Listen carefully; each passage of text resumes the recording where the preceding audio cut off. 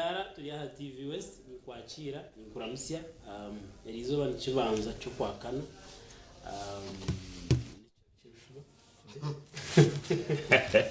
bataho kubiha fools have no day. It's not even a public holiday by the way.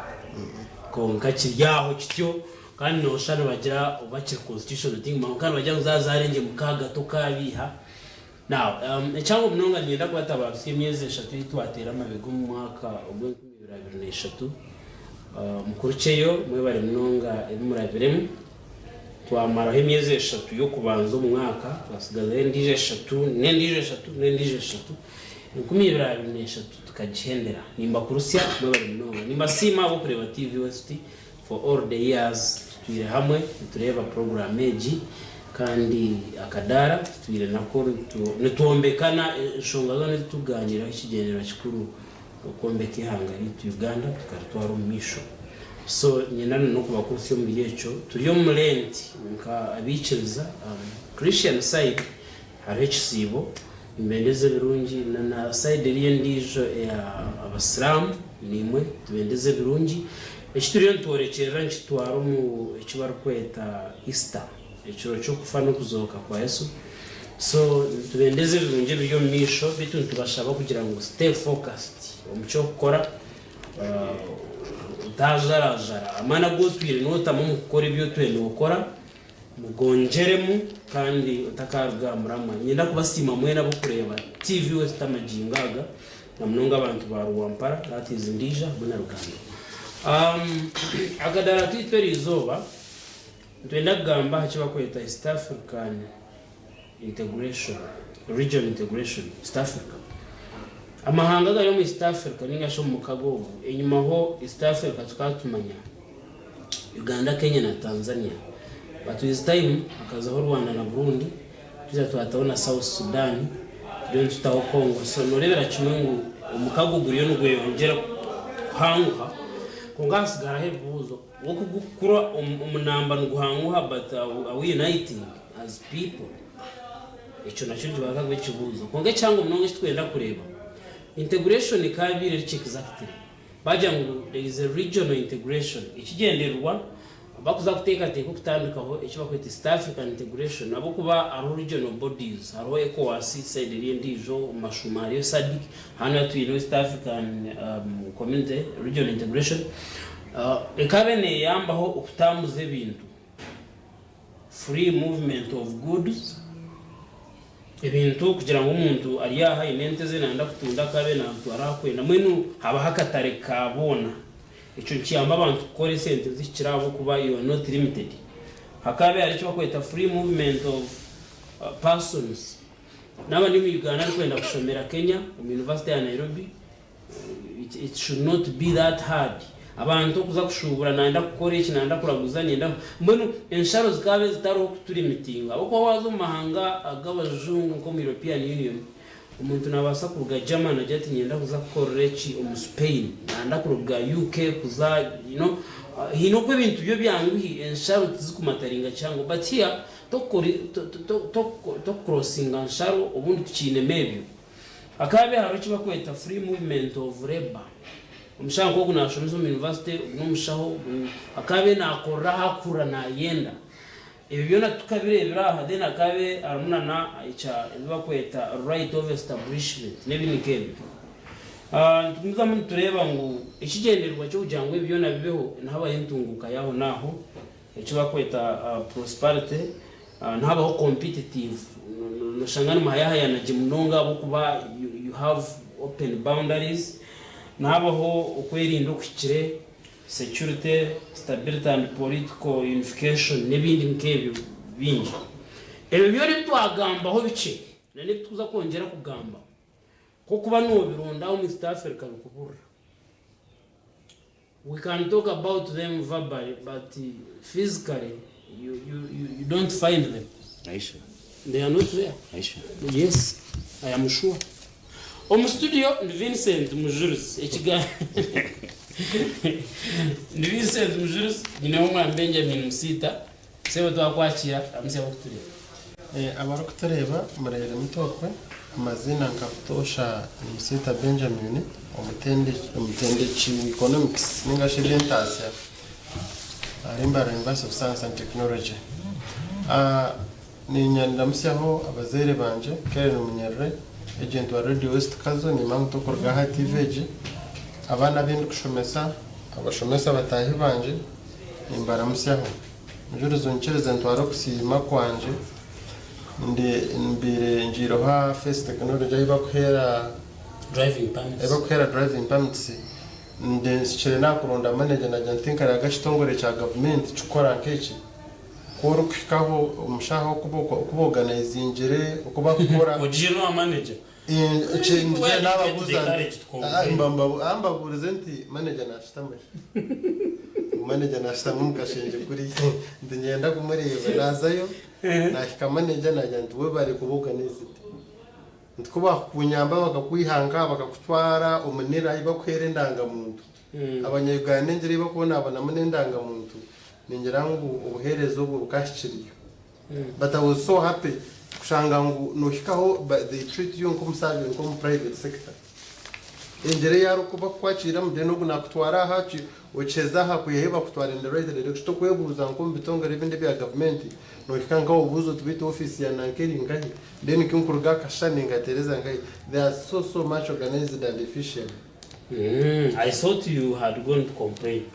Mbeta njire kusima like noreba tubaru mu process yo kushanga ngo noza tubakumanya hiba aiba kutendekera. Their work is to handle a finished product to give you nanka driving license.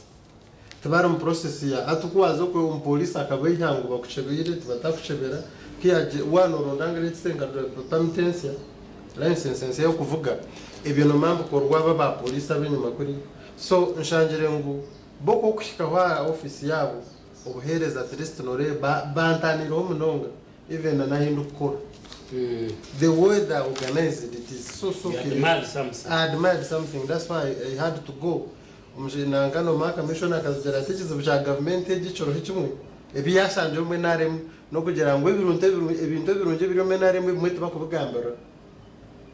So can I jiro kuna cheba nejo kumusheje cyagambere that's some good things of nango venare maybe yokozere they don't have like a spokesperson, they don't have someone who comes to the public and talks omuntu wena genzere kuronda driving license noni ngambere yamba rege niyo kwetegereza okana honji at least there is a very big difference.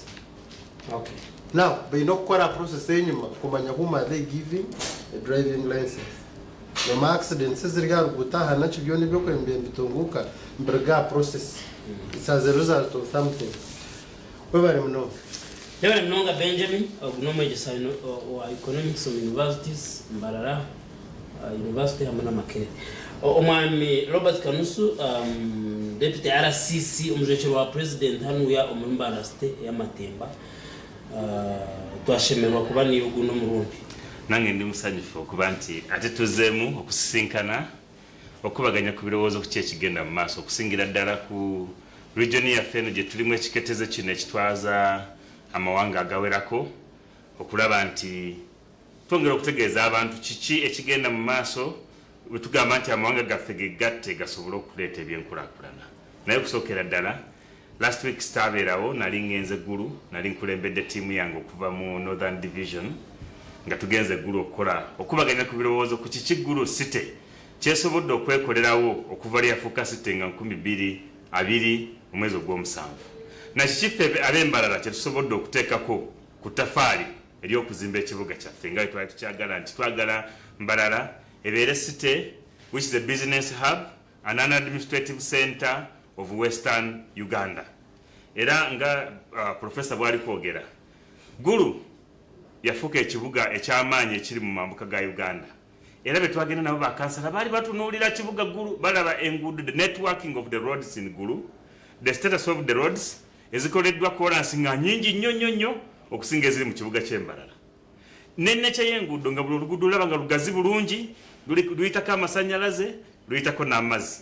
Ewaffe wano Embarara tulina ekizibu kimu nakyogera nga tulina eggulu abantu baagala nnyo ettaka lyabwe tebaagala na kugaziya makubo emihanda gibifunda motoka tezisobola kuyisanganya mu makubo agasinga agaconnectinga mu kibuga ekikyetaagisa okuba nga tukiriforminga tubeere nga tufuna infrastructure fitting ekibuga kyaffe obulungi naye tuli basanyufu nti Mbarara esobodde okubeerawo ng'ekibuga ekiyimiriddewo ekyetengeredde ng'ekigenda okutaasa Western Uganda mu byobufuzi ebyobukulembeze ne mu ngeri ya business era kati nga professor bw'ayogera driving permit tukwetagisa genda Kampala services obuweereza twabuleese kumpi n'abantu driving permit ogenda wali wa IOV ku police CPS office weeri awo ne bagikolerako mu weeks 2 ebeeri ready bw'oyagala passport ogenda wali ku kizimbe kyaffe ogifunirawo mu weeks 2 bw'oyagala express 2-3 days ebeeri ready bw'oyagala certificate ng'oyagala kugulawo business. This is in line with the regional integration gyogerako yennyini bw'oba oyagala okutambuza business mu region yaffe etandika n'okuregistering ogenda kutambuza otya business mu mateeka olina okufuna certificate kati Mbarara tulina ne RSB bureau wali Kamukuzi bw'oyagala okuregisteringa business yo ogenda mu nnaku 2 oba olina certificate yo bw'oba oyagala ebyamazzi byonna ebya passport ebyo ali aho office yanyu eyaffe ku kizimbe mwaka sente kinja aho wano nedda sente ziri clear 25 passport ya Uganda era osasula mu bank bw'oba oyagala express 25 ebisigaddeyo byonna kati abamu bababba mu ngeri eno nti abatamanyi kukozesa olusi computer nagenda bamugamba byonna biri electronic kati ku electronic teri kubba computer tesaba nguzi kati ono gwogenze mu internet cafe omwana nakugamba dete ebikukwatako nendaga nkujjulizeemu beba abasaba yakantu abali mu internet cafe gye abantu gye bakolera okujjuzaamu forms ezo naye at the office bwe wabeera bakusabanga sente jangu ku office yange kubanga osooka wange n'ogenda mu passport office kyangu nnyo n'ekirala tutandise n'okuzimba tutandise n'okunoonya ettaka twafunye okusaba inspectorate of vehicles ng'eyagala okuzimba inspectorate of vehicles wagenda okula emmotoka okuzikebereranga okuzeekebejja zisobole okubeera nga zibeera ku makubo nga tezikola accidents ebyo byonna bigenda kubeera wano Mbarara era njagala kubasaba nti ekibuga kyammwe mukyagala ennyo kireete business nga kati bwe mulaba waliwo company gye bayita Rose Form yaguddewo stores ennene wali ebiharwe nga ku awali checkpoint era nja kubeerayo nga tugulawo edduuka eryo ery'amaanyi ennyo ery'omulembe lisandika okukola business nakugamba dda nti ne Madivan yagala okuyingira mu kibuga kino okugulawo stores ennene ezigenda okukola mu region yonna ng'otwaza ne Congo otwala ne Rwanda Burundi nga basinzira wano mu kibuga kyaffe eky'Embarara naye ekirala kyenjagala okwogerako tukyali mu season ey'okusiiba ali sino kyakwataganye bulungi nti abasiraamu n'abakristaayo ffenna tuli mu kusiiba tuli mu kwejjusa ebibi byaffe nga twekuba mu mitima nti bye tukola byebyo bisaanidde okukola bye tukola mu bantu baffe mu famire zaffe tuli kweyisa ng'abantu abalina okutya Katonda mu mitima gyaffe kati olwaleero tulina n'abantu abazze ekibuga bakisazeeko kyonna Universal Apostles Fellowship Church of Righteousness eyingiddewo n'olukungaana olunene ennyo era obwedda ndikwogeranga ne RPC nti twongeremu manpower kubanga kirabika nga twali underestimating abantu abagenda turning up for this function. The function is for tomorrow, but already today balinga bazina train abana bazina bidyeri kumeri ne balandinga mu kibuga buli wonna wolaga Universal Apostles Fellowship Church of Righteousness ba members bavudde Uganda yonna basi mpitirivu zivudde Kayunga Gulu Jinja Busoga yonna wedde yeri wano Kampala ndaba bavudde Kasese Kigezi bonna bali mbadde mpita ku luguudo lw'e Kakoba awali church ya Universal nga wonna wajjudde abantu bagisazeeko. So njagala kugamba nti twongere okunyumya n'abagenyi ekibuga kyaffe kisikiriza abantu bakiyinjiremu buli lwe bajja bwe bati baleta business bajja kulya emmere bajja kunywa soda bajja kunywa amazzi bajja kukozesa services bajja genda ku internet cafe bajja kugula ano airtime bajja kugenda mu bank okuwuzibwenga n'okuteekayo sente ebyo byonna bifuula ekibuga kyaffe okubeera eky'amaanyi tukikuume nga kiyonjo abakulembeze mubeerewo buli bagenyi abajja tubaanyirize. Let us be there physically, especially the mayor. Play that role, diplomacy. Buli bagenyi abajja ab'amaanyi nga bano bakiteeko mu ofiisi yo basayiningeko mu kitabo kyo obabuulire omulamu ekibuga gwe kiyimiriddeko, what kind of city you want, what kind of city they expect. Nabo batuwe ebirowoozo tuteekewo inventory register where we can register ebikutambula mu kibuga bani ababireese bani abali kubenefitingamu kiki kyebalowooza tutereezeemu mu kibuga kisobole okufuuka ekibuga kyebaneeyagaliramu bonna si kugamba bugambye nti omuntu yazze n'atambula n'agenda ebimunyiiziza n'agenda nabyo twagala tubeere n'ekibuga nga it can attract and retain visitors, investors, business people, never tourists. Okay. Well, Robert. Now, East African regional integration. It is older than you. Yes. But you know, when you count its age, East African integration ya mara. Nabembeza bafire bakajigambaho bakasta mu nchiko na hatuyo tujigambaho nekyeshongoro. Yes. Wabare myaka yeine eyemazireho eyine tukwekusha. It's like finding a 70-year-old man who looks like a baby.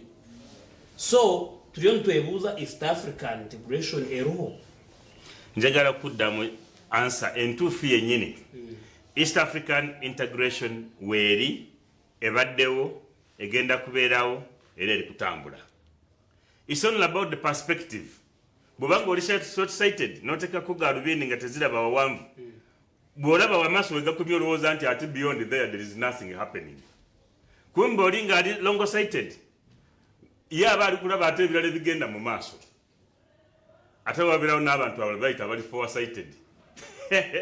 Short-sighted, long-sighted n'abalala bali foresighted nga balaba ate n'ebiri beyond the clouds ebigenda ebice byetagisa okubeerawo oba ebigenda okubeera mu biseera ebijja mu maaso many years to come.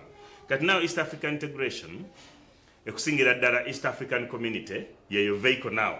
East African integration is the concept yonenene naye kati ekitutambuza mu East African integration is the East African community ng'ekitongole ekyawandiikibwa kyatandika mu 1917 far back. Imagine. That is when the word East Africa 100 years ago 1917 about around there abantu okutandika okwogera tugenze mu kitundu kye bayita East Africa okiwulira. Those were the Arabs n'abantu abalala the administrators abazungu abajja okutuvugaana aba colonialists ekigambo kye bayita East Africa gye baatandikira okukyogerako East of Africa 1917.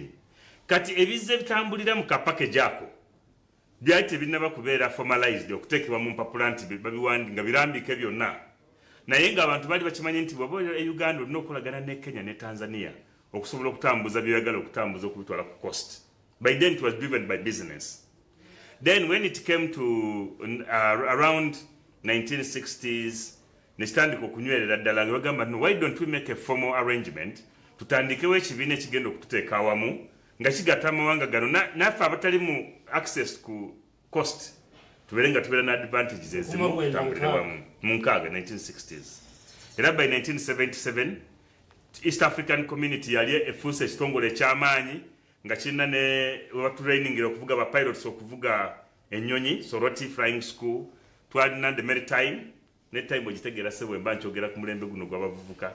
Maritime emeri ne train bitambulira wamu byonna byali binyezweddwa nga emwalo gyaffe giri ku Lake Victoria gigenda Mwanza gigenda Kisumu up to Port Bell and Gingers, Ripon Falls.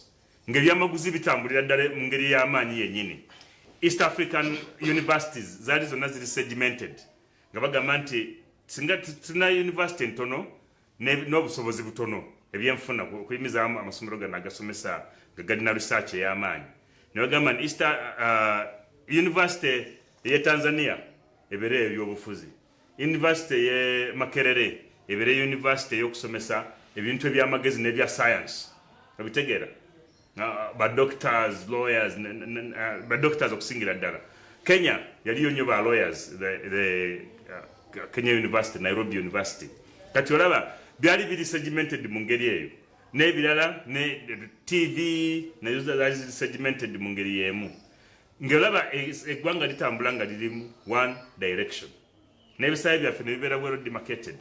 Ekyasinga okuleeta obuzibu ye President Idi Amin 1977 yafuuka dictator n'ava ku mulama gya demokrasiya natandika okujerega bamemba bali mu East African Community okusingira ddala Nyerere era bwe yali akitegeerako nti Nyerere akolagana n'okuliberating Uganda from dictatorship n'atabuka nnyo n'afuuka omukambwe.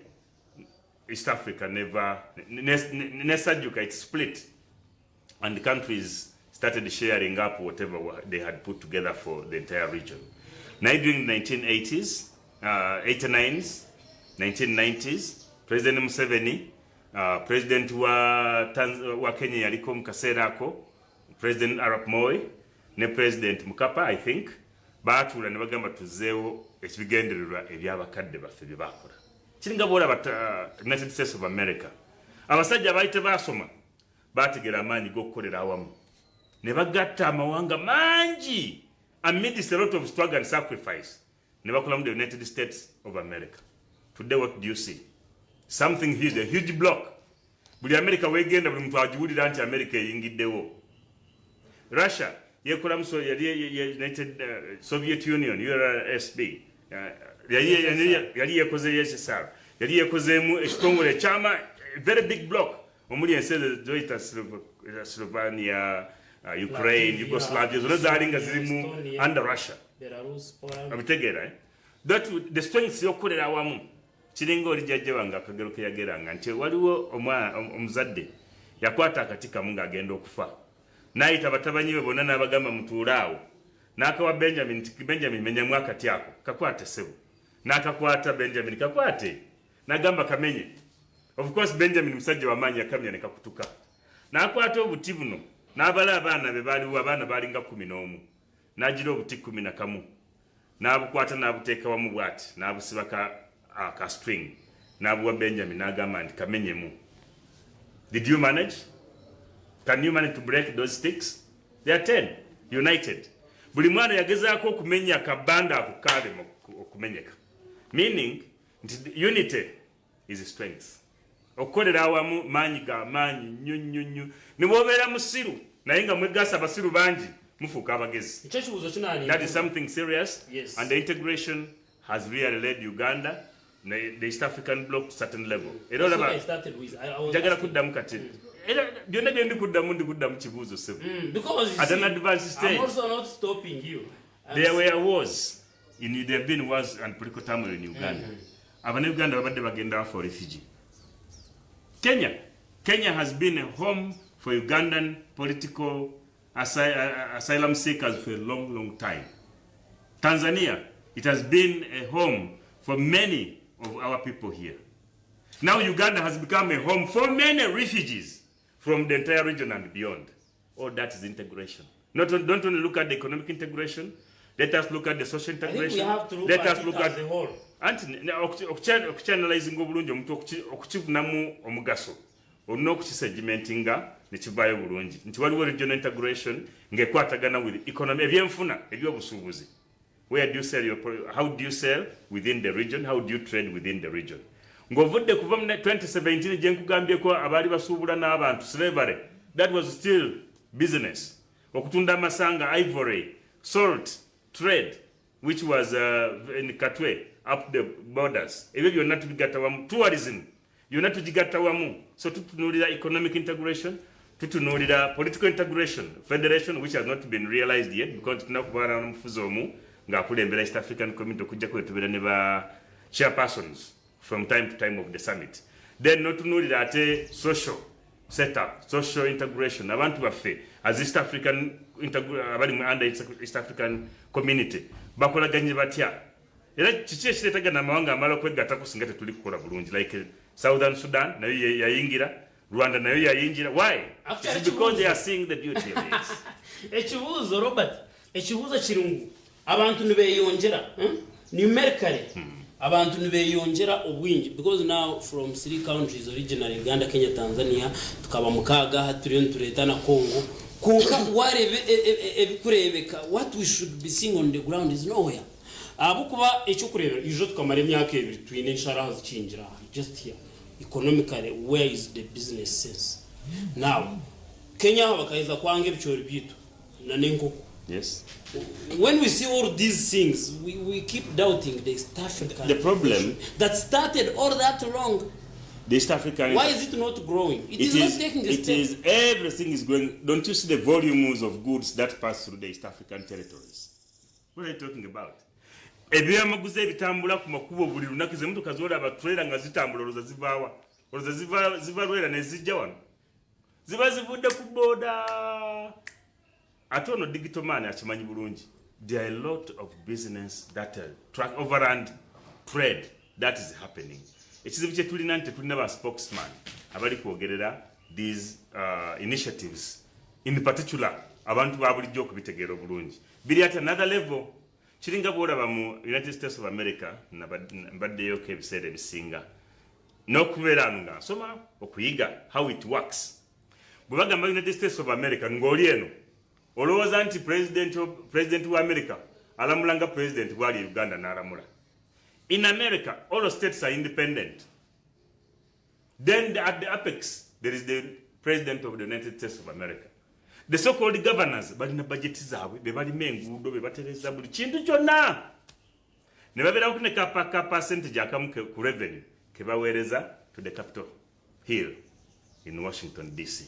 That's what the president... Now, President wa America akwata ekifaananyi ekinene ekya America yonna eyawamu okukimarketinga to the whole world.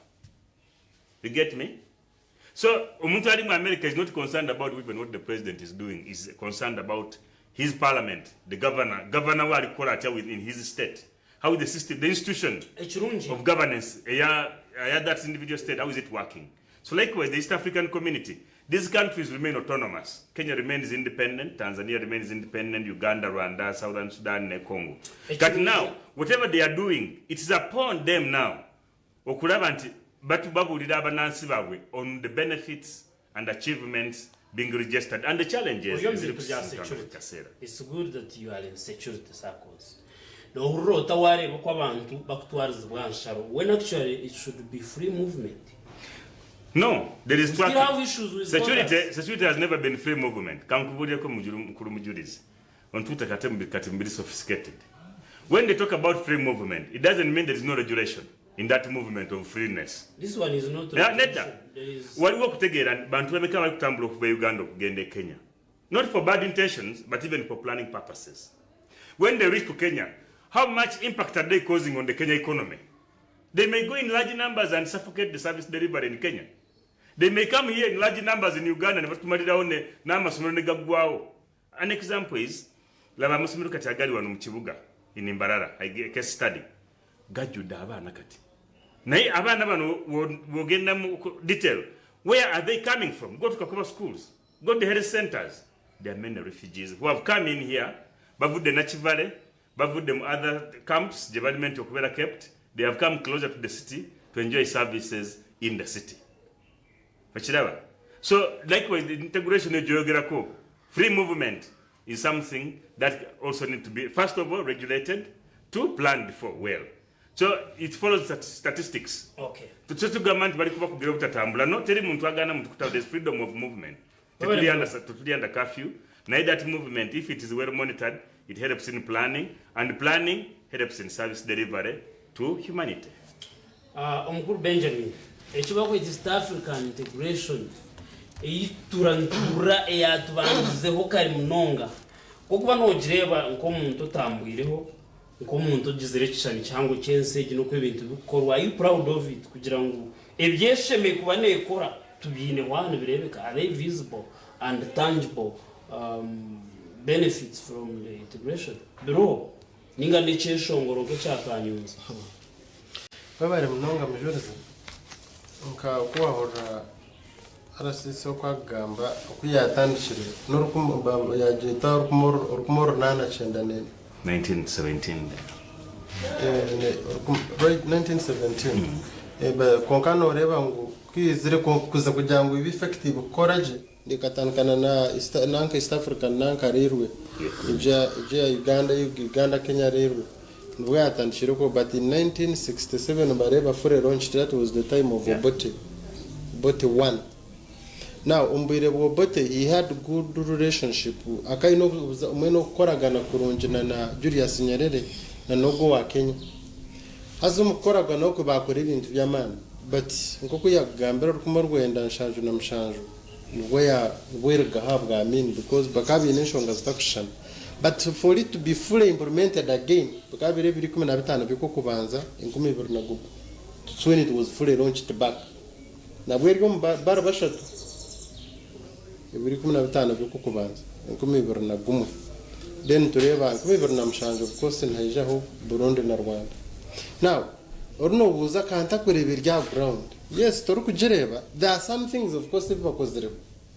To in a process there are steps itanu. Kuko kureba umwana nashoma ngo narwo mucyo kubanza zo mucyakabere pako mucyamushanga. Hariho steps. To kunkati ekizibe cyabero mujurize cyo ryo no yobuzaho. Nabo kugira ngo tukaguruka steps ezo. Twakwata step ya muheru twagire kitwihayo. Twakireta takamazire na step yo kubanza.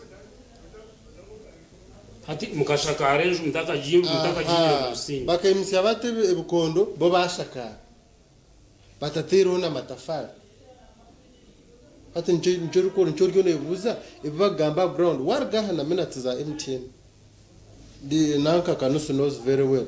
If you go with your minutes on MTN ukargo kaza Kenya achaisha Jomo Kenyatta no teresa mu Uganda using your minutes konka ko kuragara utomuru umur Tanzania tokajitere karaba ngesumu ushumuko juru minjire uteko human nkamena tseze uteko mena tseze tokagure mena tsikatera kuno. That is the form of integration you're no gamba kanta kujere. It is true bakaskipping and we are not moving on the same pace. What Uganda and Kenya are on another barrier nkiya yiguru and Tanzania yiri hahanze omukwatanisa kirebere abantu abakutera masumo. So kokureba nkoko bari no bakora okuba kwatagana batyo kiretera bamwe batugarira nyuma nka Tanzania naturally is a communist state aho kushanga ngo resources are majorly controlled by government. Kando muri ko kuza Kenya na Uganda ushanga they are more of capitalistic state. Hati kiretera tutashana umuntegeko kuko rwabaza Rwanda president ningashi government yabo norsa rwo kwimuka mujurizo go yinitaka nkaha bakashanga ngo this land is good for rice growing ngwita kari yaweri nurunji twarukwata tukarukuyaho ndabasa kuhinga mu muceri ogwa kuyamba ihanga ryone nebeyimukana bakuyaho without compensation. Ndero zaka bagira ngo kurga hati wowe ine ekazigana waza kusigaza ekazi 50 bazitwara for the benefit of the whole country without compensation. So koku ijo mu Uganda a small road just like this, a feeder road, compensation. Now the different in ideologies in Nengashum governance but the East African community are dragging. You are not seeing the exact picture you are carrying like many other Ugandans. Me, I'm not seeing the way we talk about it on the microphones. Yeah. East African community. It has been a desire to manage President Museveni that they make it one block. Nkani na abanishomo statistics. Enkumi biri 17. Bakajirangu kuba gikwatanyisa no manya bonanka discount nanke South Sudan ke yaza 2016 no bwetaham. Now 2017 bakajirangu the whole GDP ya the whole nanka East African community eke $172 billion. 172. Now it has surpassed that. The whole population still was 172 million people.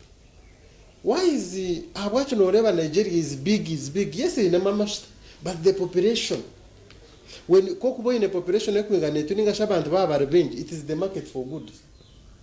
Konka abwebibuzi kugambera kushangangu twine policies takushana twine nobutegeche butakushana ningashe engeri twandoringa mamataka gaitu charity East African community itaba visible on the ground. Na nechin, do you know bajirangu kuma abeturi nka revongeji ashemukaza riziba kweta non-tariff barriers. The non-tariff barriers ni nkemishori bakuta nanke ebintu bikujo mu mahangom. Second step ya nankeji ya nanka ya integration ningasi wali nkome cha kabiri ugomu cyo kubanza zo mu cha kabiri. Nibajirangu the members bashima kuba beine nanka by hero complete removal of what of those non-tariff barriers konka they have a certain common tariff on the other goods ezikujo mahanga gabo hat ko kuzo East African community oshanga ngu still there are still some taxes on some goods. There are those goods that are not letting come for free. Koko bano bereta ko mu Uganda tugira ngo ahanoza ku home show echo touch home show. So okushanga ngu baka skippinga mushaka kugambira hongu mama mbaba skip to the queue. Okanga string bese jakajikuka. Basically skip to the queue. Now, we skipped the queue of the normal integration process. Mujurizi echo takureba East Africa as the way you carry it in your head. Kujutkanta kureba abantu stambara for free. You can go with your national ID or Tanzania. Chinemu, you know, chinemu these unnecessary nitty-gritties. Omwetera tero, chera, ati when kago chukureba. Now, what type of integration? Kushanga mwini hanga mazremi yake mtakaira. And then you still talk about it verbally. Ati obuntu nkobwe izo kenye kange bichori. Mayango bichori bya Uganda quality standards, that's something. I don't think it was different economic systems. Only that there is what they tell us because there is what they want us to hear. There's always what somebody wants you to hear and what it is exactly.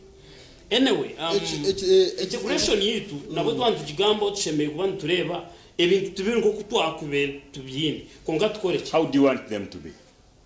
No, things should be as they are written. Free movement of goods. If you are saying we are, you know, yes. There are 5 steps in Kokona Kugamba. Can't even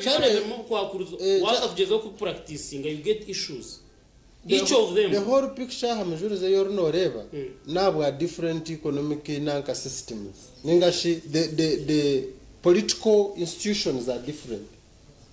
Kenya and Uganda, we are so much related. We almost we run the economy in the same way. Rwanda was a normal Tanzania, the story is different. And whatever has been happening, Tanzania and even dragging around down. Can we go for, can we have one currency in East Africa? Tanzania says, let me go and first carry out research. Why don't you talk about South Sudan? Now there is South Sudan with its Salva Kiir. There is. Why don't you talk about those ones? The principle. There is what in that protocol. The principal East African. The principal East African community members. The principles are three. Saying, wait a bit. I'm saying. Nakugambye danti East African integration under the East African community. If you want to dissect it properly, okujitegera obulungi. Not this kind of categories: economic integration, political integration, social integration. Actually, if you want to go detailed, you can even talk about environmental. But we didn't see Erina Mateka and institution as an institution. Now, we want to start a common currency. The individual countries have to first harmonize with their laws. Then at every day we bitunuliwe at a broader aspect. Nakati bora bachoyogerako security ogiraba weri. That's why Uganda is now in Congo trying to pacify the country, participating in the pacification process. Kubanga Congo can drag Uganda back into the chaos if we batijiyambye ko bulungi. Terrorism bwebeze ba terrorists. There are no boundaries. So we have to fight together and keep on strongly. Uganda muganda ngetulina nesanyu. Buza abantu abali mu nsezi limu entaro ja kutegera kichenjogerako. People are not sleepless. But it is at a cost. Kati go botula no linda ku botula omuntu na umula bulungi mudiro lye kuva ku machapa ko lweggulo. Nagamba temuna kye muli kukola. Ye atalina kyali kukola. Kubanga edemba alina peace is there but he has chosen to rest. Na kugamba tetubira batemuna kye muli kutukolera. Meaning it is not appreciating the space already offered. Naye bali muntale eringa bali kudduka tana kyakulya omukulu Robert, we cannot blame Idi Amin of 1980 when some of us were not born. We are saying go to actually reviving because rich now you are talking about trains, things, great things actually that were physical, visible and tangible. Bekabane birebeka, kabane bikwatwa ukabane basa kubireba. Now, to are reviving this integration. What have we put in place? Minus these small things. The smaller things, you don't know how important the smaller things matter.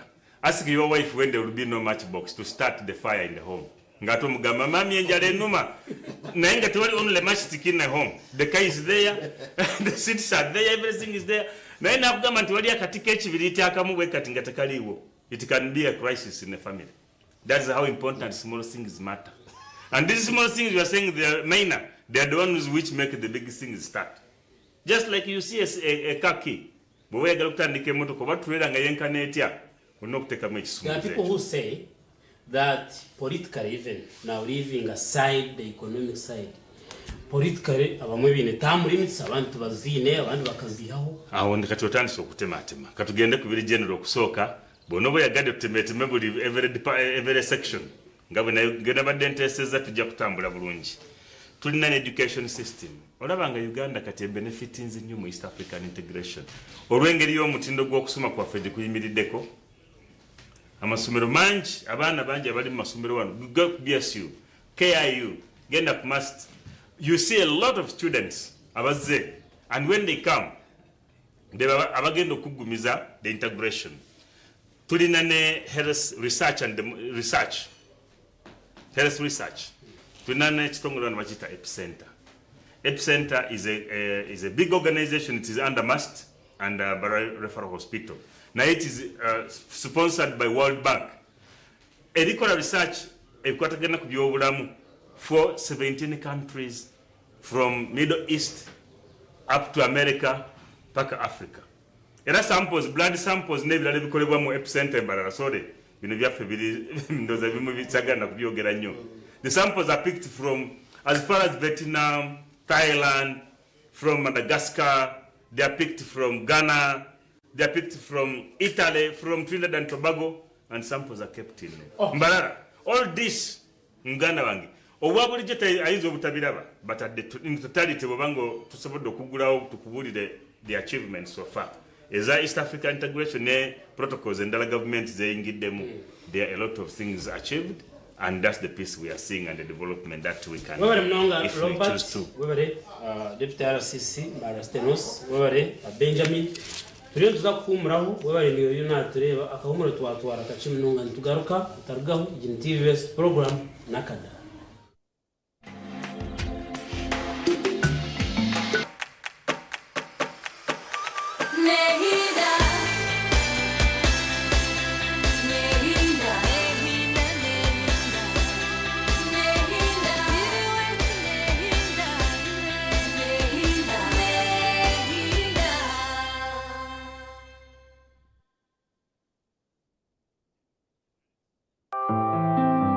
Lipstick, gotta tell you every moment. Do you want to hear my stories? I don't that's anywhere all I need. Sandeji wataferwa mpira gwa Kagwa League Season 2 a TV West kurga shaha mwena nechweka ezomwazo. TV West yakuretera omugisha gwo kusingura ebitereke ebiri muzawa rushaki omuceri buto ebirungo shukari soda engano n'ebindi bingi nkenyongeserezo ahantebekanisa y'ekihuro kya Idi turukuhendera Ramadan okusingura reba TV West otegereze kyeshongoro basiramu bannafe ekyaswa haba kasumba na savaka rimu basiramu bannafe ab'Oluganda salamu alaikum. bwanyuma cyaheza kuzana teresi mugarike mebuzo kora abihike noba wataho mu karuru aho abanyamugishi 15 barayesingurira ibitereki akarura kahamuheru karyabaho 219 byo kwakana 2023 ekitereke cya Idi aha TV West nikishajukwa Fresco Supermarket umwanya gwine byone byo rwetaga okwejunisa omukayawe burijo hamwe na Emirates Nursery and Primary School Rugazi Mbarara ishomere ryino mutindo gwahiguru omubyo bwegese bw'abana amateka no bushonshoreke nibikuraturwa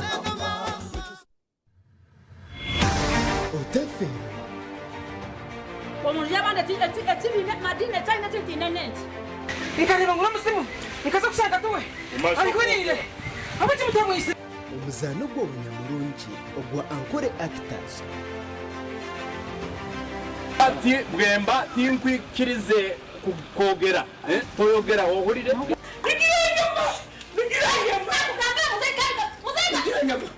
TV West buri wa gashatu n'olwakana shahi na zecho omuzaano ogwo niguba gurumu ebirikwegyesa birikushemeza kandi bikakushashanura buzima ankore actors nigwo muzaano ogwo utashemereire kuba nokora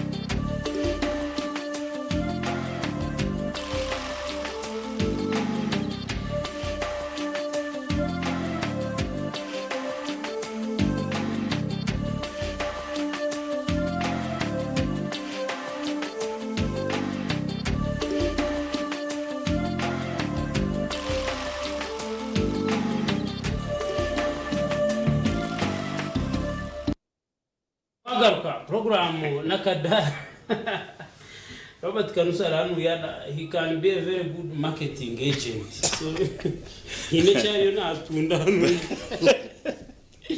program Nakadara Misha TV West izana chibanga cyo kwakana bantu mwe bari kwikahizo beri kandi tubendeze birungi mwe bari no kureba program ya Akadaara Vincent Mujurizi ni Benjamin Musiita hamwe n'umukuru Robert Kanusu hano mu studio. Tuganira East Africa integration omukago gwitu enkwatagana yitu recently tukongeraho South Sudan bayongeraho Congo na Congo Kenya maho twayongera u Rwanda na Burundi.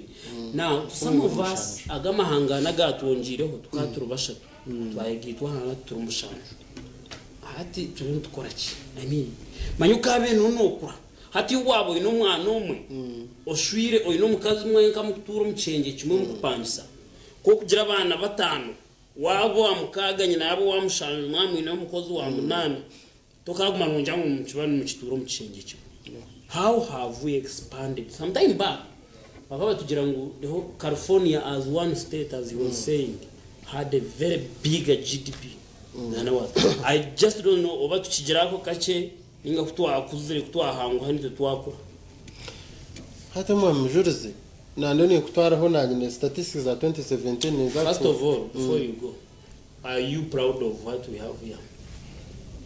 I'm proud that agamahanga garyo ngeyongera niyo cyo nicikunda munoga abako banyo nayimukankashanga proud of numbers nayimukankashanga ngo nanka driving license yanje bene mvujera Tanzania normal driving license yo noza Tanzania you don't need another one noza Kenya tokwenda ndisho konka waza kobe noza Congo oyitaga driving license yawe waza kureba driving license yitu inesha heji hari kigambo komesa here it has the word komesa kugira meaning what komesa ngoma hanga gona gari member states gona gari mu komesa no vugiramo oyine driving license ya Uganda no meje chikumensa timensa Mujurizi watu ngo mu Congo you don't need another driving license Uganda ya ajukai I go with my car. You go with your car, your driving license in Ekora. Just like your transcript from university. The way you can get your job in Congo. That's also so this is part of that negotiated deal. Otherwise you can have your degree. You go to Uganda na ite kola Congo. No gamba so you are so many. I'm so proud that nimbasa kwata a driving license yanje mvugo mahanga ko gona. Komesa termina za nankeje za Zambia Zambia, Zimbabwe, Congo. Okoyona driving license Uganda ne kore. So I am proud kugira ngo turionto kokongera honka Congo. You can drive up to South Africa. Why has now a driving license yoka yatambuke karenga kandi? It's the beginning. You want so to the Africa beginning. Yes. It's the beginning. So okobabamwe there is a British philosopher Mbamweta Bertrand Russell. Russell. Now, the only thing that will redeem mankind is cooperation. Echikubasa kuzahura umuntu kugira ngo mu rugo mboro mu rugenka ino kwatanisa. Mwa mutakwatanisha mbiye bikunana. Aba bokoreba colonization came because we are disorganized.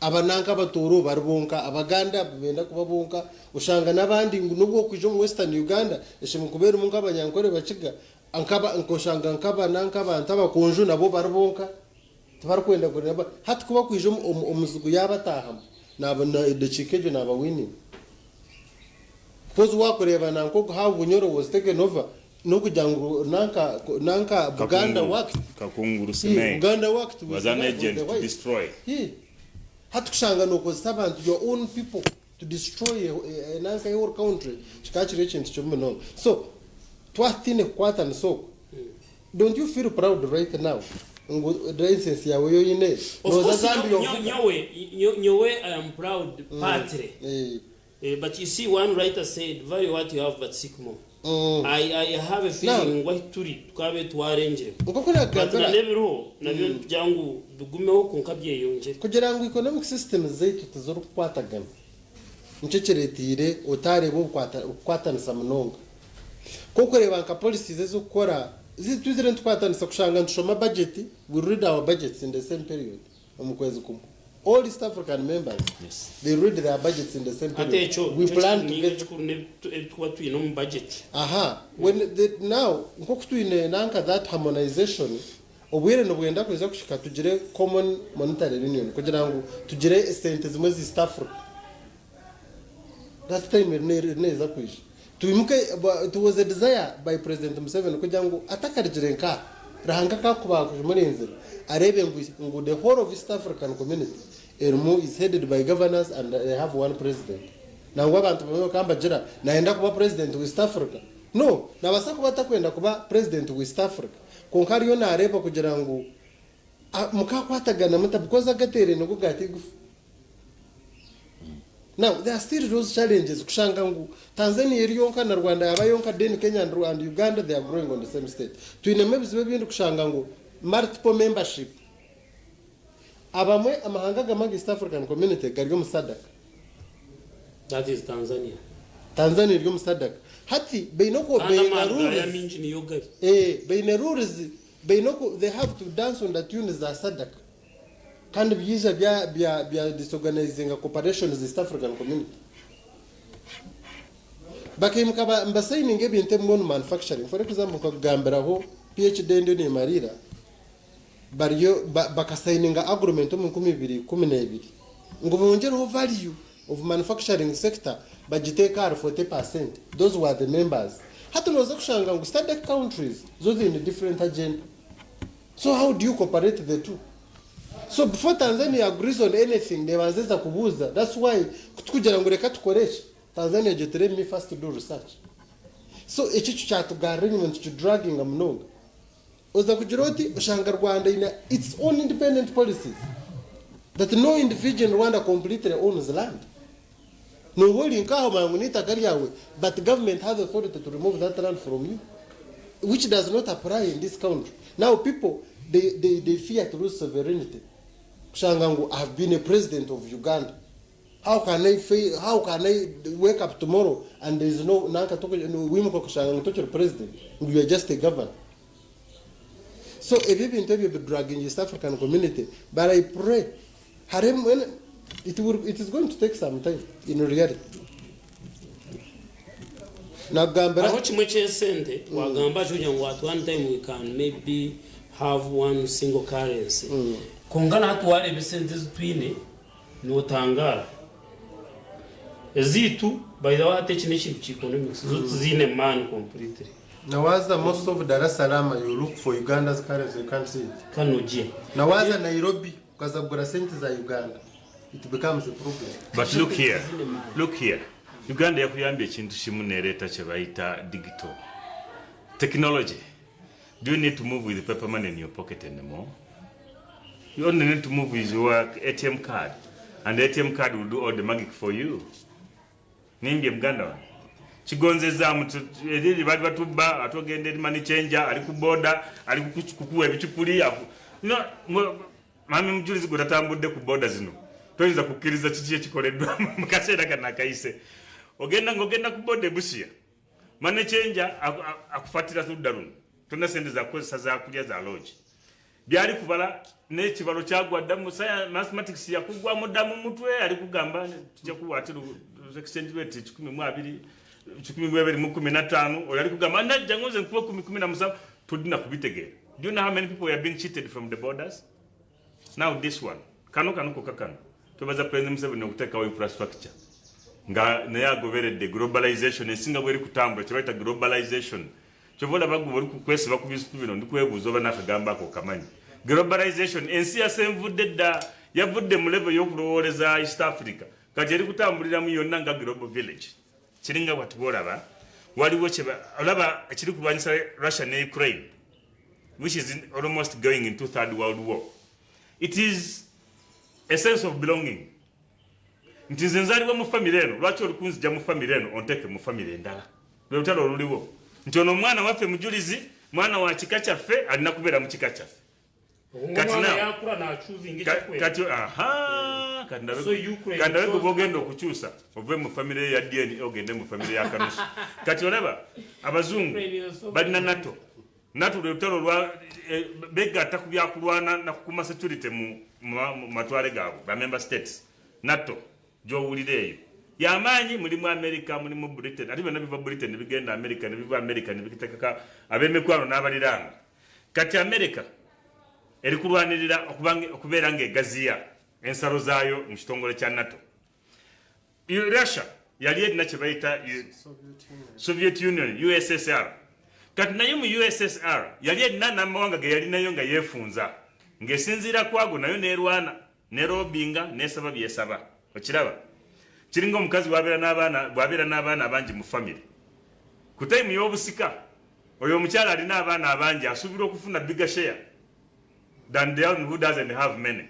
Okimanyi kyo so bana abazungu bamanyi nti okwegatta okwo kulina at one point wekituuka ne kikuwa an opportunity mu European Union abazungu kati America wetwava mu second world war netandikawo UN the United Nations yo olutalo yaluvaamu naye netandikawo ekibinja ekipya ng'emaze okulaba ab'emikwano ab'amaanyi baani bano n'abasika n'abazza ku ludda lwayo kyovola America amaanyi gayo gonna gali mu UN batula Washington eyo gyefugira ensi yonna egifugira mu UN. European Union naye negamba naye kati America yatandika yesterday abantu bafa bava wano mu Bungereza be bagenda America ne bazimba America ne batandika European Union wulira bino ngenda kubiza wano ku integration kati Europe na European Union bali Nigeria eri ku security bayita NATO UN eri under ekozesa NATO nayo South Africa bali na SADC wana mawanga agamu agali wano Sub-Saharan Africa bali na ECOWAS n'ebitongole ebirala ffe wano mu East Africa naffe twakatandika kati okunyweza okulaba nti bali kukikozesa. Look at our situation. Look, wait a bit. Look at our situation. Mujurizi jjajjawo yali atanna na ngato yakwambala otandika okumuyingiza mbi n'abitegeere jjajja wange tanna na wakusula ng'otandika kumubuulira bya East African integration otandika mpolampola first of all okuyiga kwenyini okusoma afune amagezi ategeere what's the benefit of me joining with others. Tamanyi na Kenya gyogerako beri luddawa mulake nti olwaliro mulina smartphones you can see Kenya jerry you can even see the kilometers oyinza n'okutegeera nti bwetuuka e Nairobi time eri bweti edda omusajja talina na time tamanyi na Uganda eriwa tamanyi Burundi kiri luddawa kati eyo yonna is capacity it must build capacity.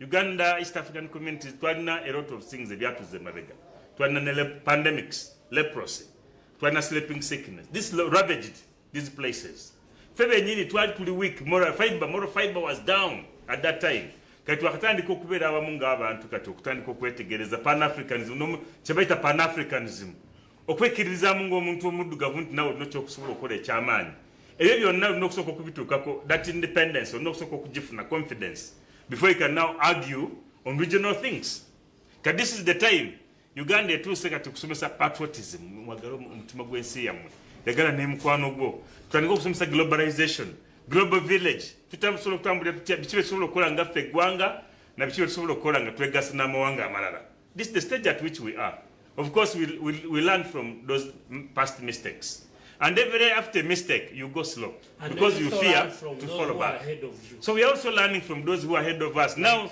internet is simplifying it we can lose the clouds to know nti bano bakoze batyo okuzimba NATO nga y'amaanyi kiki ekizimbiza kati ne UPDF now is copying from NATO nti you can be a national army and play a regional role you can't see what I'm talking about now naye tunuulira UPDF entalo zerwanye wano it has benchmarked a lot that's why you said it is an elite army it has not only liberated our country it has also liberated the entire region and still serving and we didn't take mukono.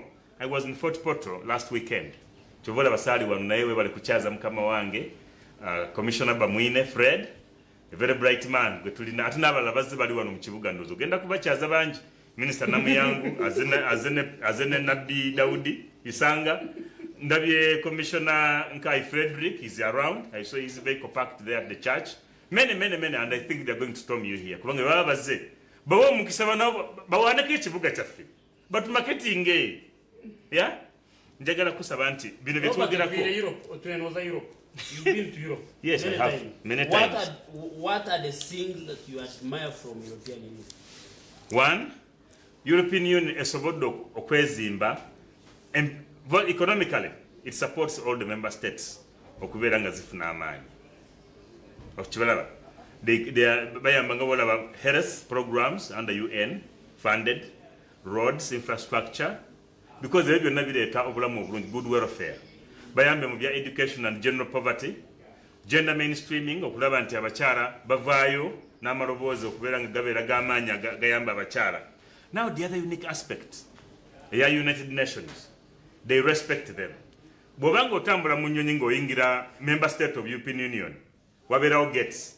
ne bagamba members of European Union muyita wano members from America muyitira wano they are those special ones so no kucheckinga tebakucheckinga dola nga kukitiibwa nga wakooyo otambudde 14 hours all the way from Entebbe to Beijing noyimirira nga olina okuyimirira mu line y'abantu nga 1,300 naye oli ne bagamba European Union members here ng'olina passport ya UN pass here ng'olina passport ya America there that special treatment alone ekusobozesa okubeating a schedule and deadline you don't know the beauty of it beating time deadline now security wise and the member state bwafuna ekizibu kyonna abatanaba nakwogera nga the spokesman w'ekitongole kyonna ekyawamu yavuddeyo dda that's why here in Mbarara tonna nakutegera bigenda mu maaso mu kibuga kyo nja kuyitiramu Makanising market one wants to build that market on their own at 42 billion shillings. A bigger complex here.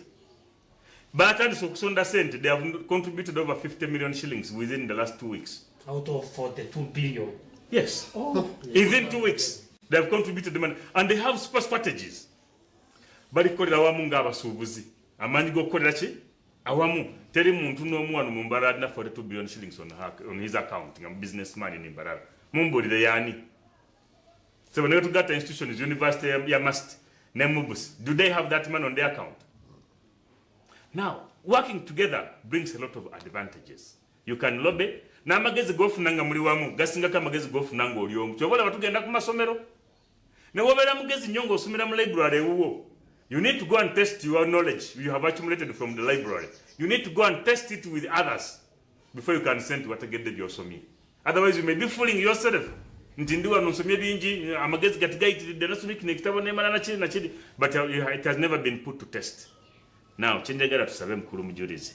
Tuwagire enteekateeka eno naye ebirumire ebikyalimu twongere okubyogera nga tubinegotiatinga bulungi never member abali mu East African Parliament is one of the achievements of the East African community.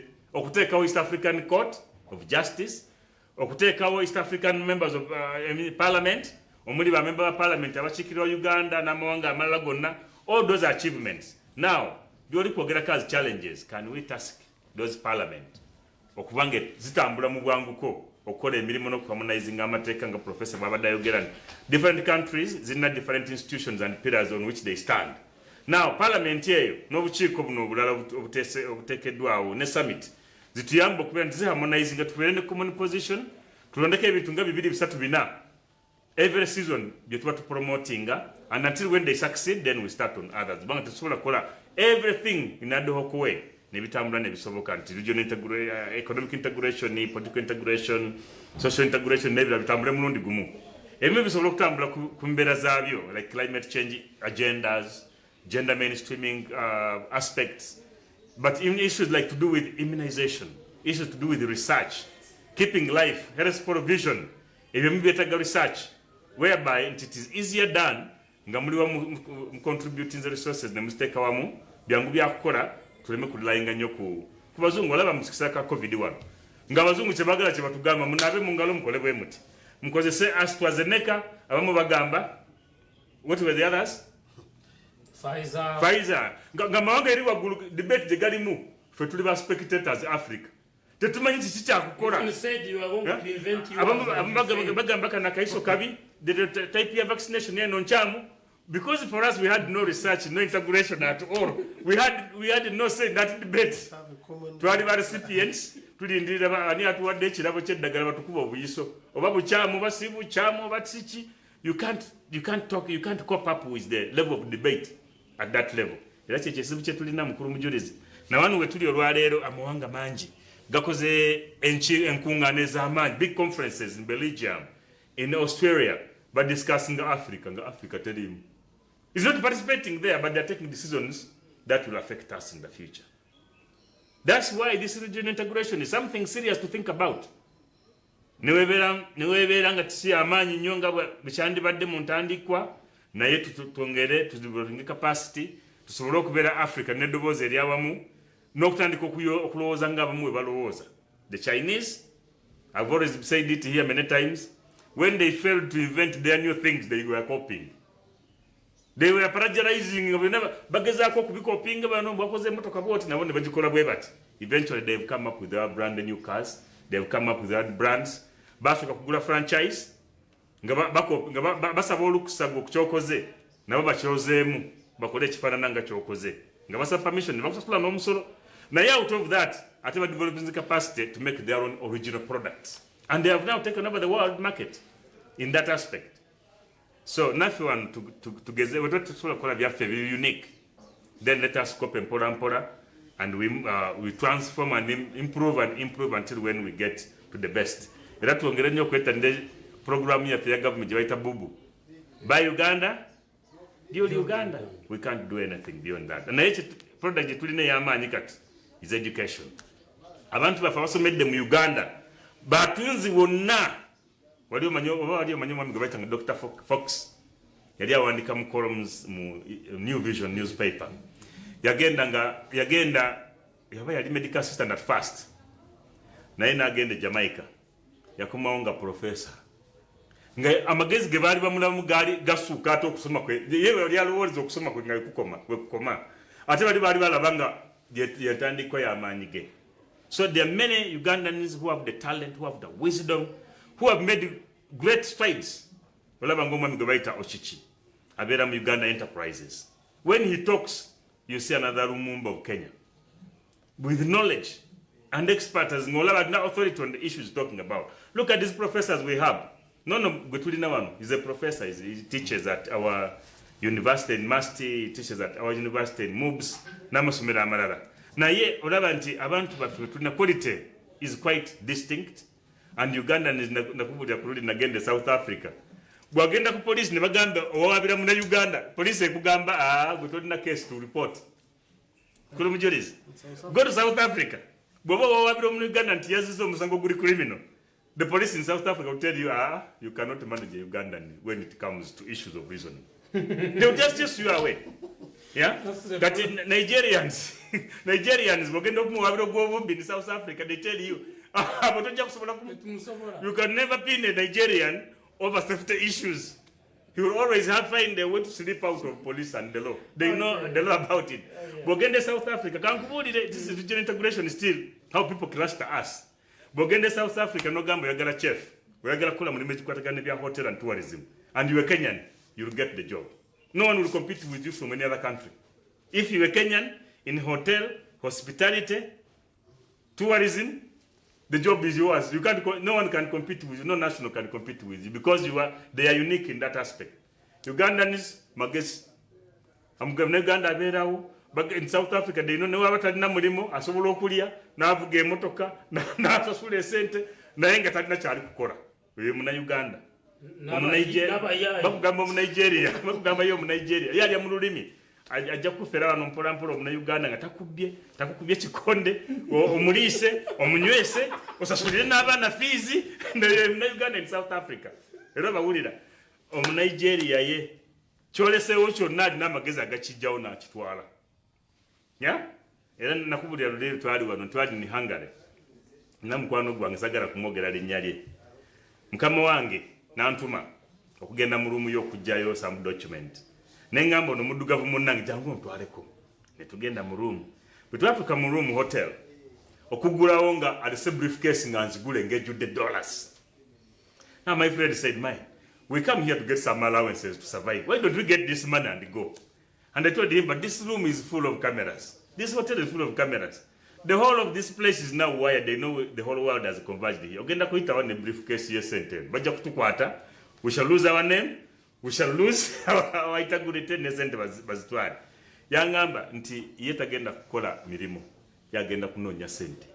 So alaba sente atwala sente takola ki? Mirimo. Naye sente zamulema okutwala era. Binamugamba yagenda okubyetegereza gakituufu. Noli mwenyine yatutumye mu room. Camera bagimconnectinze ku simu ye. Camera in his room in those developed countries. Bobo asuze mu hotel yamanyi nga Triangle Hotel wano mu Mbarara. You can pay an extra fee. Camera eri mu room yo ne bagikutera ne ku simu yo. Meaning into wherever you are monitoring your values bobo zese mu room yo. So, regional integration bingi byetuletera. Omune technology onsonyi wanze wemba discuss nga ndeta mu ebintu bingi na ebyo nabiba biri kumulamwera. Kati mbadde njogera ku technology and how it can help us to improve on our lifestyle and welfare. Yes, wabale mnonga Kanusu Robert Musiita niyo na turebera okwe twaza kumura okachiza abashayitano ne dakika 32 tujagaruka tuhendera abo kwa tuzakwenda program y'akadara naye basomeranga ko namba yo ne batuwereza ku message bayomba abatuuliza abo bayomba basomeranga namba yo ne bawereza ko message ne bategeera nti nabo bali recognized for feedback program nakadara.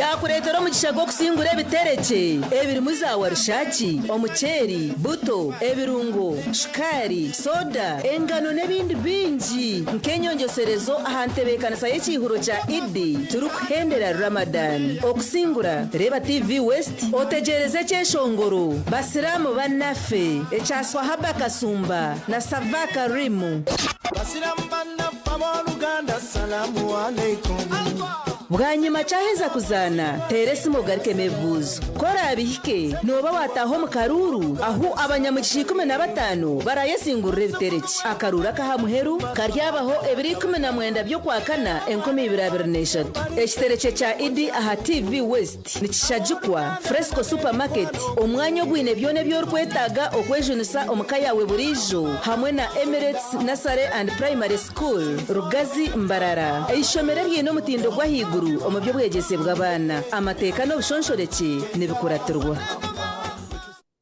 TV West yareta hamurundoku kaseti Rechoma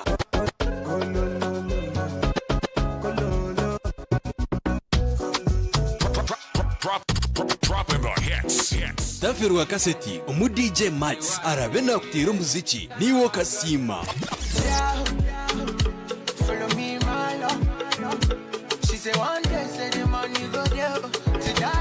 Gw'amahanga cyamwenda ukwisesha 10 zihangwe aha TV West nehinda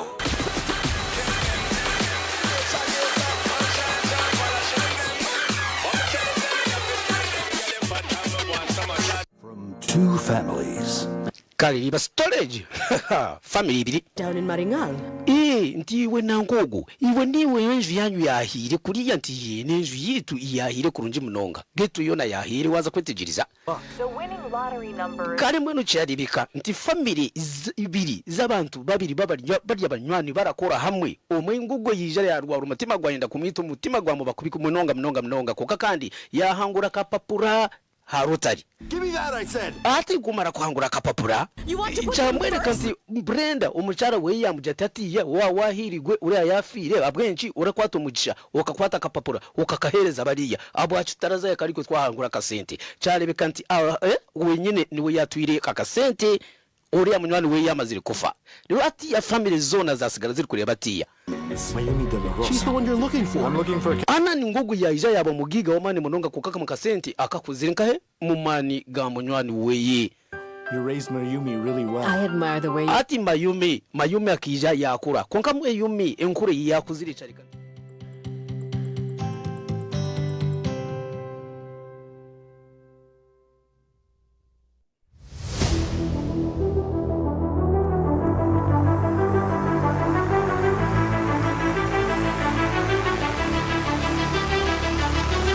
Shemeza magara uri kurabira aha program rindo mubiri gw'amahanga shahemwe zakashishi aha TV West.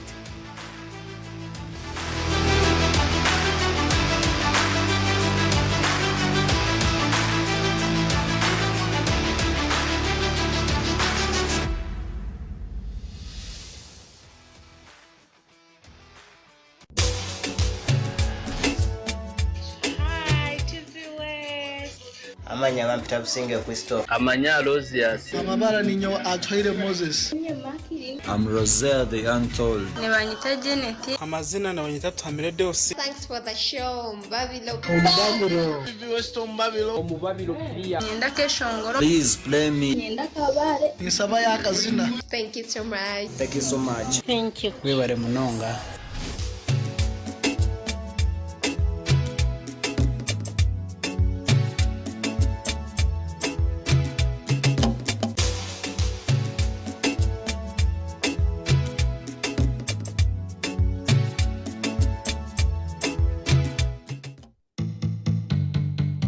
Orwa kabiri orabiro ryaho karondaho kuya sente hakabura wabo initaka okahinga umwani notunga sente ekemwe bakatabarira abayemba twegesha bajya ekemwe myaka 5 gushemeye kwanguhereza miliyoni mushanju okwika ari 19 konganyira bagambira bishemwe okurigero ko nkorebo gumwana ogu niguza kurenza na miliyoni 19 Porogaramu yitu eyobuhinje n'oburisa tuzakuba twine bishop w'obureberezo bwa South Ankore na Sanahimbisubwe ari kutwegesa okutwine kuya sente omukwingo mwana nabwo cyabishemwe iwe byaro umwana unabe irabagambira umwana tukubiha noza kureba esente zanzije ngo kumkoreye gumwana gwezere ko kureberera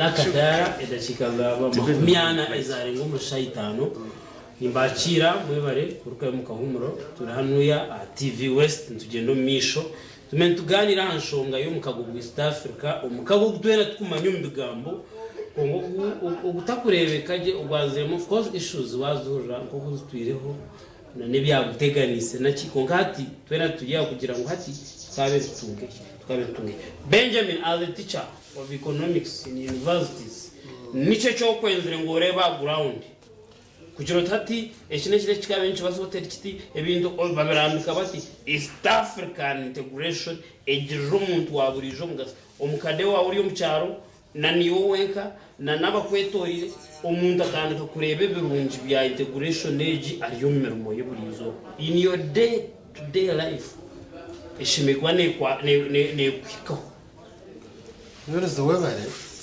nyawe nintekateka ngo kintu cyo kubanza icyo bakubena bakora nka komparasaro mu ihango n'ururumi shonga y'ururumi na tuteganisa munonga mu trading tuino kushimanya kuswahili mbajigambo muri Tanzania na Kenya hatu washanga ngo abari mu East African community mutagambo ururumi rumwe na it is one of the challenge in your limitation hata wakakozire nka Kiswahili eba comparison from nursery boko bakuzo mu karasa abana bakabeje sa urujungu in nasa at nursery level abanya Uganda bakakuzire bagambo Kiswahili washanga gunozo baby class hatari munanka eni nanka obambana batanka kushoma nkururumi mu middle ukashanga ngo utari mu Kiswahili East African community nizagumirwa mbiroto even to generations to come. So kugira ngo oyombeke East African broker iritebekenye bagaze baza South Sudan baza Rwanda baza mu Uganda twena tuyimuka duru kumanyura Swahili ugumeni with your mother language but Swahili nko kugamba kanuso kwa kuzaka gambo rujungu nukwashe mukwa neja kagambo mu Swahili cyane cyo kubanza mujurizi icyo ninja government yacu pare kashitoma nasari cykerga yo kuriya ko kutuyimuka tushomero rujungu Swahili tizire kujishanga museni ya 1 ujanga ngo Swahili bagitanga kuchomero museni ya 1 which is very bad so bagiteke no munasarere eshu itembetyo mpaka higo echa kabiri mujuri zarebe intebyo takuza kuya ebitarara kwikurugaho kuza kugira ngo to benefit ngo East African community nabugamba ngo right now East African community member bene budget kurenza $200 billion now wareba per capita income at $200 billion never over 1000 wareba wakwata sentes ryo mu East African member states ukazigabira abantu abakuturamo noza kushanga ngo mazimane turengaho turenga ashinjiro rukomeza turenga $10 kandi cyakwinchitwara nko middle income status and when aba members babizire bona bakwaterine hamwe chikaresiri onanka East African community ya expanding ngo butare hazaho zezinanka border one or aba borders restrictions zezuru oshanga zacendera munonga tukakora kugira ngo East Africa ningashingwe yamba abantu bahanze kuri amuhero tuichirizane ntubasa kubugambira konka East African Parliament ino muri mugomano gukora ije kusitamo marusha ntsinduka members washanga ngo batakupromoting ikintu cha language ntizaguma tukirye nyuma East African community members zikabene zichirizana n'amahanga gani kugira nkeji wabo ryo musadaka which is very good ka Tanzania he ekweri ryo mchitongore cha Southern Nanka states block Southern broker ekabire very important konka kushanga ngo ejena yon board bechirizane bato kisente zumu nyonka name kanka tomorrow nkashanga ngo sente East Africa tuine currency emwe nchiyamba munonga okutungura bye nanka uyaho umuntu nakujya ngutinguza kuferwa business nkaba boda bako exchanging sente no toraferwe sente because East Africa has a broken to month trading and no dollars na no muri sente za nkeza China nemahanga gandi so to akatara kutka cargo if you have been trading nanka Rwandan shillings Rwandan francs na Uganda shillings no basa kutanka trading dollars which are also important so ejo common currency yabaho then tukapromoting cha East African Federation ninga shushanga ngo you have that one leader muinaka katare kona and those borders nanka is restrictions zare go completely nzaku yamba East African community yakurra chum konke chende mujurizi hari ibintu byo tukuza kugumana tugamba kandi tugamba ponka mini ndeba ngo kwetera no kucara uhari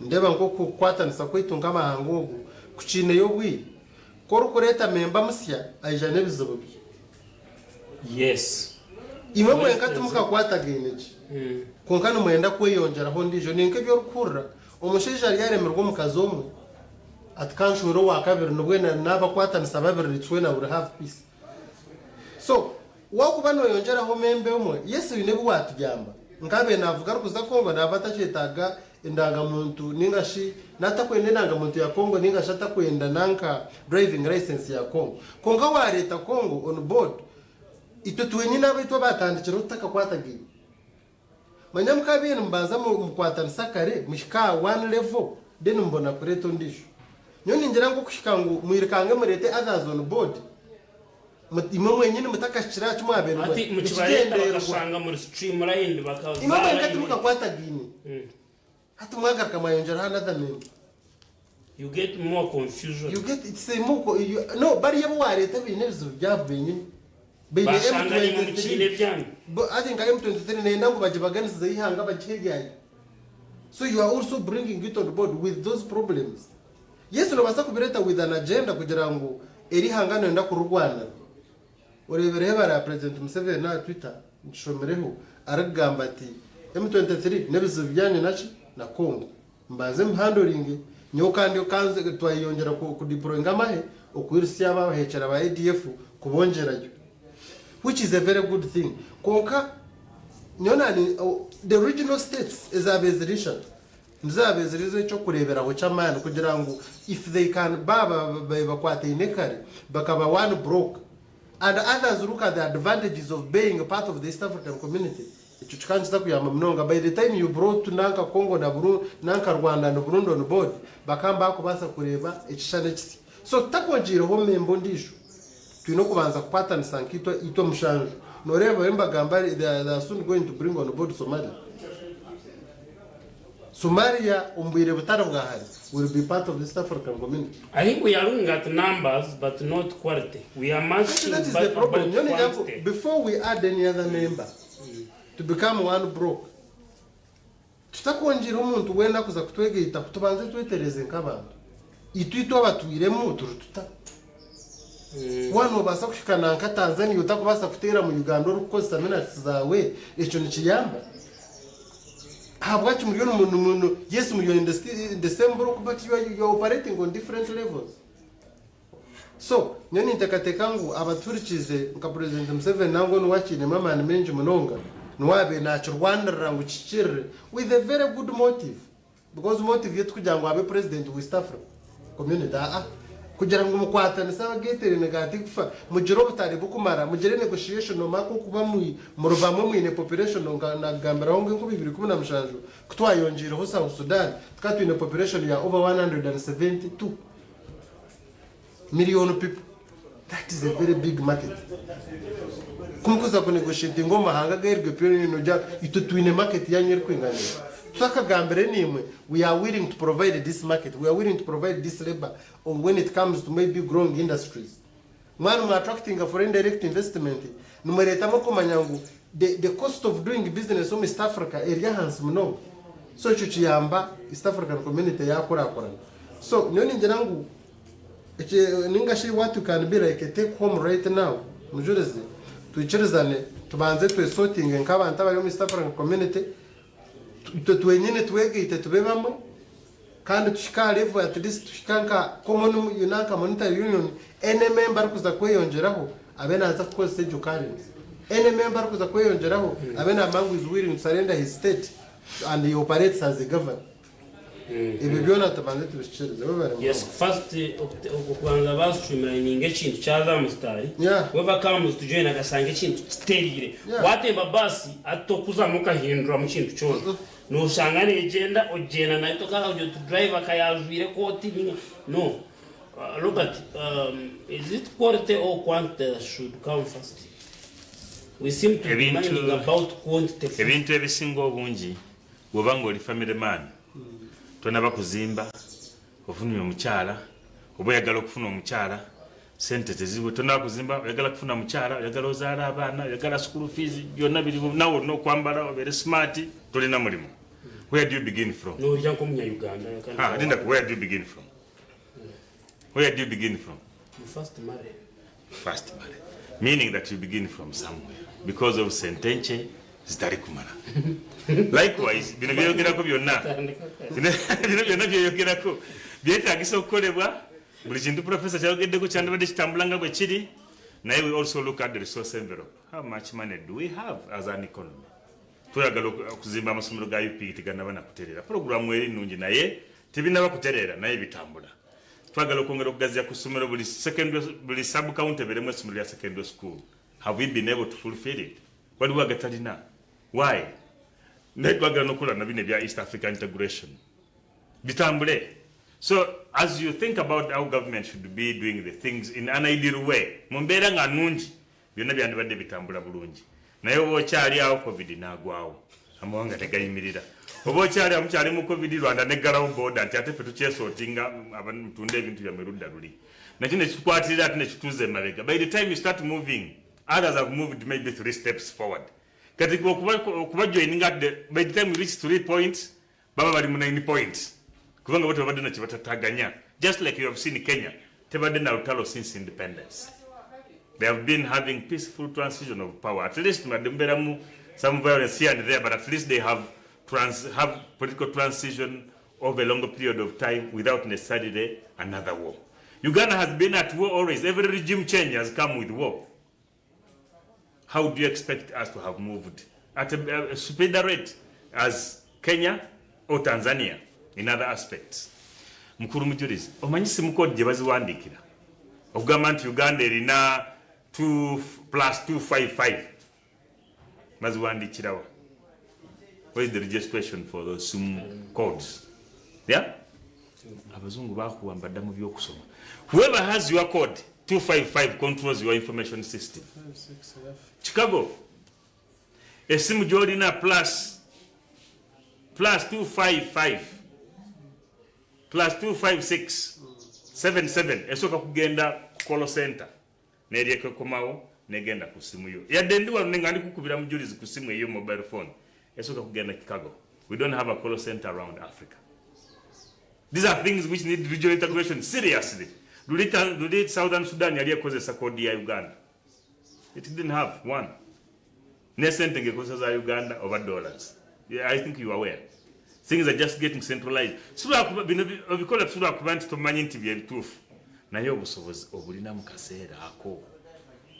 Because of this coding system, China, WhatsApp tegendayo. Bino byolaba byetuliko wano. Bo balina system ya bagita WeChat. Era oluyingira mu space yawe air zone nga bino bivaako automatically. Waliyo kimanyi nti bwogenda ku airport kati ziyitibwa international airports.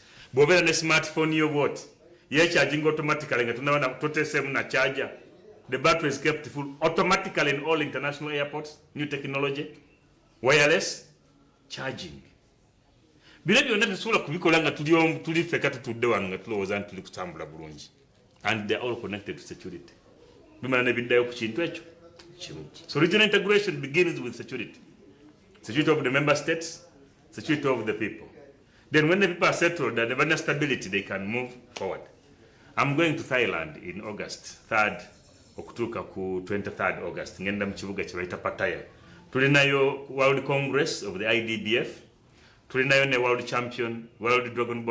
World Dragon Boat Racing Championship in Thailand, Pattaya. Yeah, and I represent Africa. And we contact you. I'm supposed to vote the new president of the IDBF from Pattaya Congress. Byonna tuli kubikolera ku internet. Here. Okukyusa constitution okugitereza amending byonna biri kuno ku masimu. We have a Zoom meeting even tomorrow to conclude. Okutuukayo nga tugenda mu voting. I represent my votes count for African continent. Yonna, I'm the only African and black man as black as I am who sits on that committee. Byonna tubikolera kuno. Uganda mu bizibu byonna byerina esobodde okutambula with the whole world via internet. Now, fabavubuka n'amagezi ge tulina gonna why are we wasting our time kunywa mwenge kunywa njaga kubera mu bya kugenda mu bya kudigida kubera byokora omuntu natulera kugamba nkuta amabati ngenda kwekalakasa kukubo from my home up to what do you what's the direct benefit of you going there protesting you cannot bring in that I'm asking what are you protesting and what benefit is it to you who store when is honorable wait they are protesting ngenda kulambula kintu kitunulamu Chota sula kufuna mu as an individual first. Tegera ndi no mundu atagenda kukifuna mu. No, they are protesting against the bad habit of stealing national resources. Nzende kubulira. That's a good cause. Na ichendi kugamba kiri kimu. Gwali participating as an individual, what do you gain out of it? Is there any law that didn't go? Bakugamba konti gobango. Then wait. When you are fighting a crime, do you also commit a crime? Do you commit a crime because you want to fight crime? Are you a responsible citizen? What are you talking about? That's what I'm saying. Protest. Now, there's nothing like peaceful protests. Wait, when it encroaches on the rights of others, too. If you're doing it within the land is peaceful, and then police comes, who keeps law and order? But you know that peaceful protests. The one who keeps law and order is police. If it leaves you to move and then says, now you can stop. The best thing is to do what? To stop. When you say you will insist going and police who is in charge of keeping law and order is telling you stop. At that stage, stop. Then you are a law-abiding citizen and you're doing the rightful thing. But if you resist and say, police, you have stopped me and I'm going. And after, where are you going with your iron shit in your armpit? Where are you going with it? Even if we left you to move the whole country, you only end up distracting others.